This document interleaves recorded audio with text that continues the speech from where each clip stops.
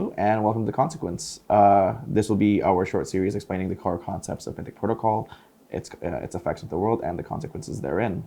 In this follow-up episode to our introduction on collaborative entertainment, I want to kind of talk to you guys a bit about how to contribute and why your contribution will matter. For Mythic Protocol, the way we boiled down our IP and our intent is that the IP of Mythic Protocol functions and is run on three things. The first one being the mythic entries themselves. We use it as a noun, as a sort of concept for ideas, monsters, anything that we can't explain. These would become could be antagonists, could be protagonists, doesn't really matter. But they become that foundational core of what is interesting in our world.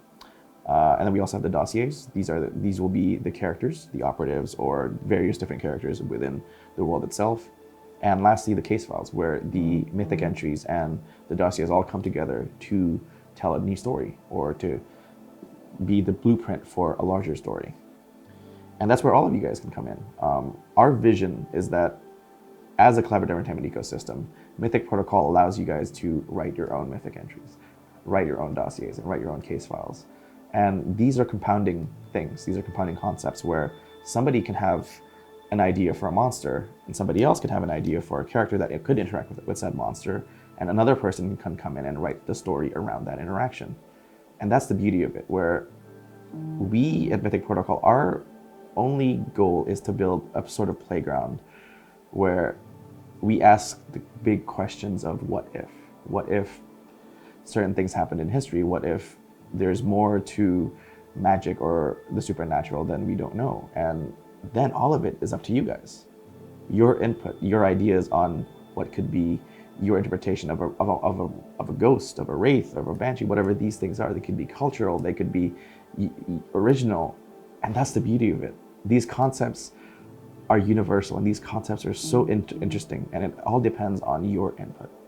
And as we're building what we want to call the repository, and that's where all of these crowdsourced ideas will come in, and where everybody gets to contribute into our world, where then by virtue of a good idea, the visibility and invisibility, we get to then select and choose internally what can we build a story around it.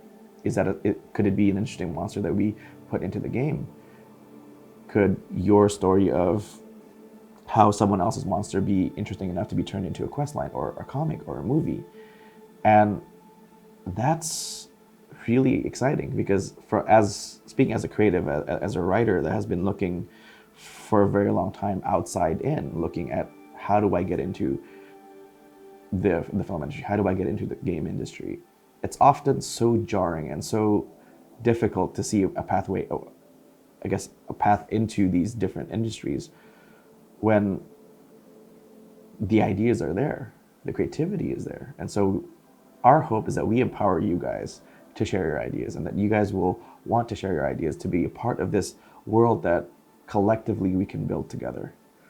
And the consequence of that, well, it's going to be massive, because yes, on a larger level, we can talk about that sort of shifting of balance of power between creators, creativity, and IP holders, studios, etc. But I guess on a more granular scale, on a more personal scale, your ideas get to matter to a lot more people very quickly. And that is really interesting, at least for me as a writer. And we want to explore ways to allow for capture across different media as well. But for now, we want to focus on those three things. And yeah, we'll share more details about the repository when we have more information, and we'll slowly try to onboard more and more people. And we can't wait to share this world with you guys. Thank you so much.